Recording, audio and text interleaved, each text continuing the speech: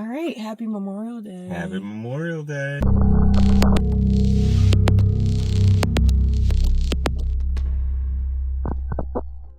We have not recorded in a few weeks, so we figured we should do an official update. Yep.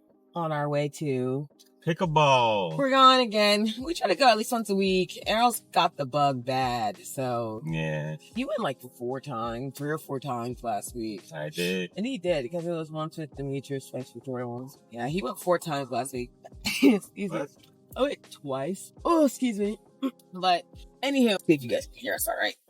We're at the end of the month. Yeah. We do still have one more paycheck, but I don't think we're gonna break 90K. We would need like $3,500, which gives you a little hint. We are at 93 something. Yep. I don't know if we're under 93.5 or under 93.5.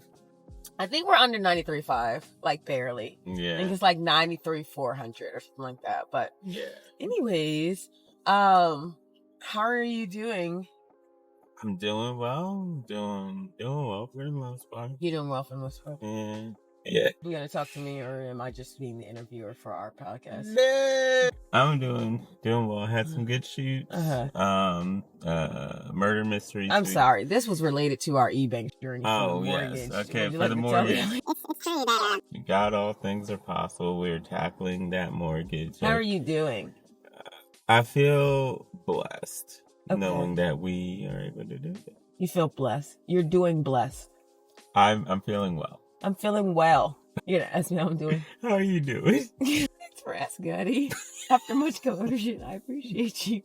Yeah, I'm doing good. I think at this point it still feels very unlikely that we'll hit the goal by the end of the year. Though, like he said, with God, all things are possible. But I was like in amazement when I looked and was like, wow, we paid over $30,000 in 5 months. And that's how much we paid when we first got married. And it took us almost 2 years to pay off, which is still great. Like, let me be clear. That was incredible. Actually, no, it took us, I think, about a year and a half, like 19 months, I think. We paid the $30,000. 16 months? Yeah, it's ingrained in my head. Okay. So anyways, basically a third of the time we paid off the same amount. So that just shows like how the Lord has been increasing us and blessing us over these past, it's only 4 years in. So that was 2 years ago, 2.5 years ago when we started, when we paid that off, and now we're tackling the bigger thing. So it's looking like in the time that it took us to pay off the $30,000, we'll be able to pay off the $125,000, which is crazy. So I'm feeling good because I find it so amazing and encouraging and fun. Like I just keep thinking like, what are we gonna do next? We could take off for a year. We could get the house away. We could rent it out. We could have freedom, and freedom is very exciting. It is. Yeah. So we had a couple of things this month. You ended up getting your car fixed. Yep, my car fixed. It was like a rack and pin for the steering, you know. Normally I would have just rode it until oblivion, but be smart. What does that mean? I always ask the question to the mechanic, am I gonna die? If there is little chance of death, yep, I'll just ride it. Rode with the wind. I don't want to be going with the wind. But this time, you know, married, loving life, want to be around, so I gotta take it serious. What's our approach to buying cars? Approach to buying cars is we don't need to buy new.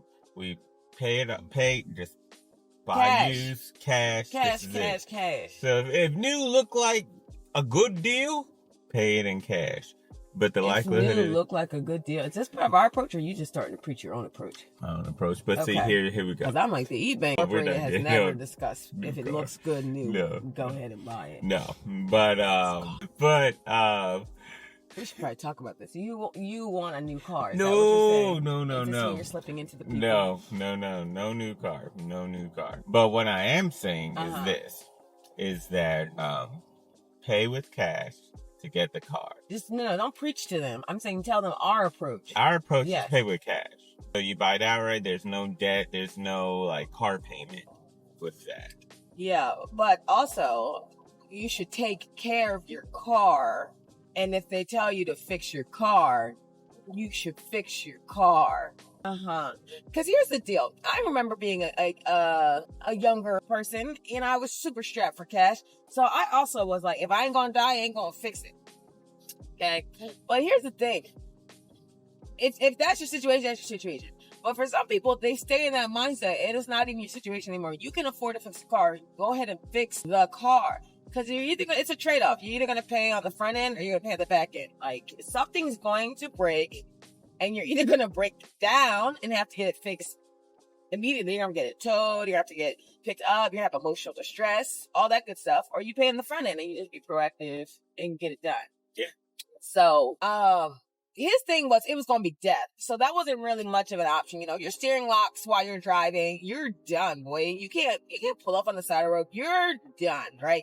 So that was a no-brainer, okay? But there's been other scenarios where it seems like, man, I'll roll the dice. You know, listen, we're past that point. We're not rolling the dice with you, okay? And if you're past that point and you're still in that old mindset, I encourage you to come over to the life side where we be proactive, right? Just take care. If you're going to get a car, take care of the car. All right. I washed my car last week.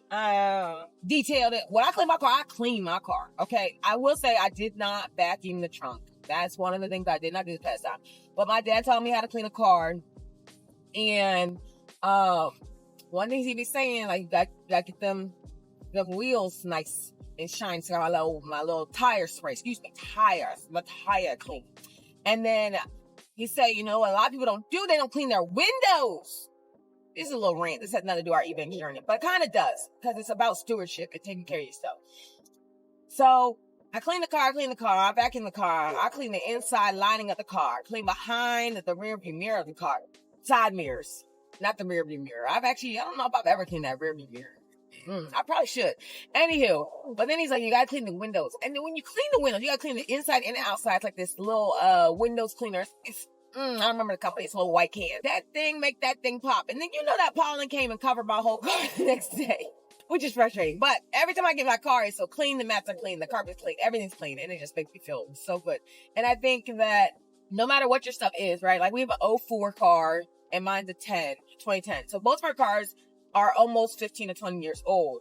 But it's like, if you take care of your stuff, you put love into your stuff and you thank God for what you have, and remember that it's a blessing at every stage, it changes your mindset about stuff. And so some people are always just trying to get nicer stuff instead of being nicer to instead of being nicer to their stuff.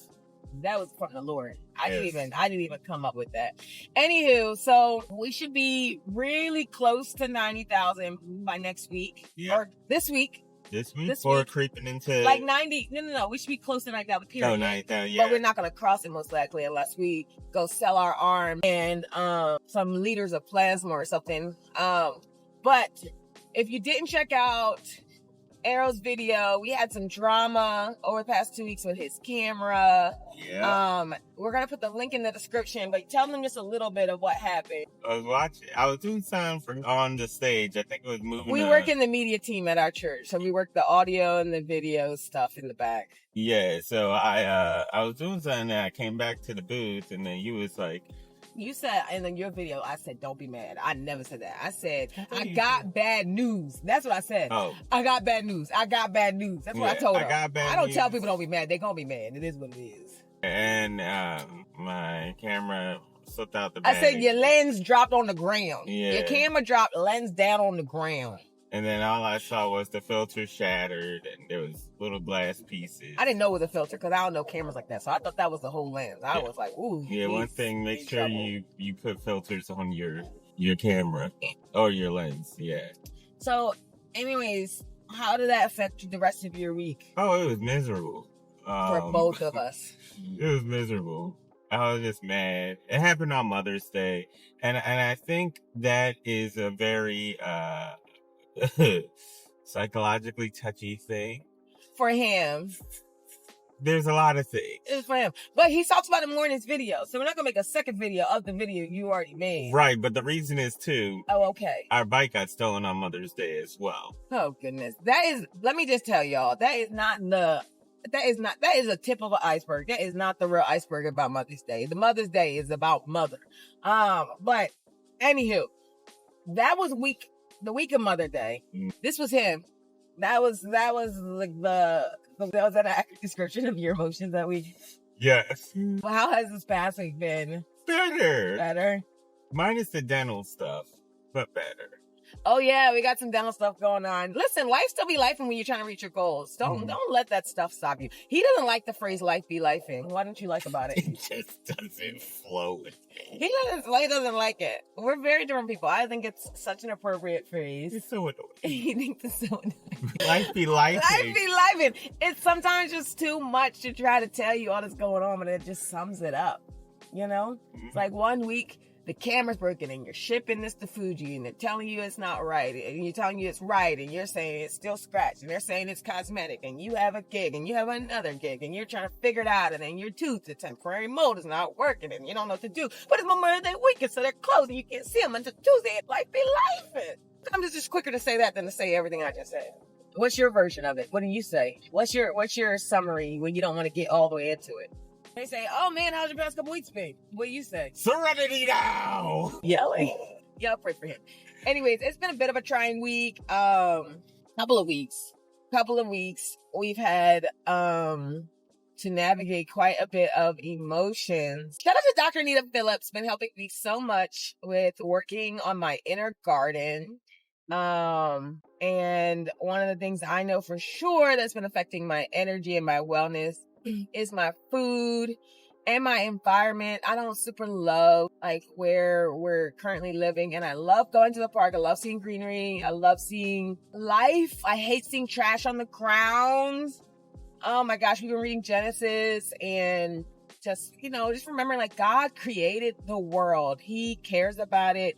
And I just think about like, if we care about his stuff the way that we're supposed to care about our stuff, everything would be better. If we care about his people, care about his earth, it's just gonna be better. So anyways, I've been trying to do a lot more time in green spaces, and I'm gonna work on eating more green. Well, I've been working on eating more green food, but I'm gonna be even more conscious of the quality of food that's going in my body, because I really feel like it's been affecting my energy and that affects my emotions. Anything you've been working on to try to get your emotions at bay, not squash them, but to be able to regulate in a healthy way? Besides going to the park, like definitely playing pickleball helps being outside and just moving around. I haven't gone to the gym in a while, so pickleball has helped with at least the cardio. Yeah, it's crazy. But I need to, I don't know, maybe get into more lifting weights again so I don't get weak. To build. Talking about your emotional regulation. Yes. Does that help you? Outside, yeah. Does strength training help you with emotional regulation? Yeah. Okay, then yeah, you should probably do it. It'd be nice. Somebody break your camera lens. You can go throw down some of those slam balls. Dr. Nito was talking about this exercise where you pretend you're chopping wood when you're angry.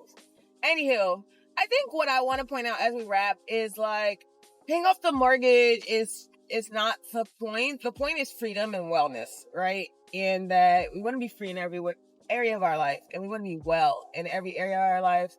And they all require a lot of intentionality, and there's a lot of intersectionality. And so when your emotions start flaring up and life starts getting hard, that often shows up in our finances, and we make poor decisions, or we get rash, or we stop tracking, whatever, right? We get unhealthy. That's basically being unhealthy financially. And then that spirals into us being more emotionally healthy. And then they just fuel each other, and we get stuck in this spiral that we don't want to be in. And so I think it's just important, even on a vlog. I know I said podcast earlier, but we have a vlog where we're talking about paying off our mortgage and talking about financial freedom, to mention emotional freedom and emotional health and how to stay emotionally regulated, because if you can't get that, it will take your financial plans every single time. So I'm praying for y'all. One of the reasons we made this podcast because we want to encourage and inspire people to live financially healthy and to live free in every area of their lives. And so if you've been inspired in any way, you're going to start something or you're going to finish something that you wanted to start. Heard a couple people say they're going to pay off their car. They're just going to get it done. I heard some people say they're also going to pay off their house, which is amazing. Some people said they're going to pay off their student loans. Like, if you're going to take on something to be more financially free, please let us know. We want to inspire people to get free. Any parting words? Anything you want to say? You get to say? This was a long one. Yeah, this was a long one. No, just keep doing what you're doing. If you have a goal set out, just, take those baby steps and achieve it. We're signing off. We are coming up on the park. Ooh, that was great. And we'll see you later. I guess we missed a week, so you got a long one. Yeah. Oh, maybe we'll do 2 parts. 2 parts. Bye! 93 and a half.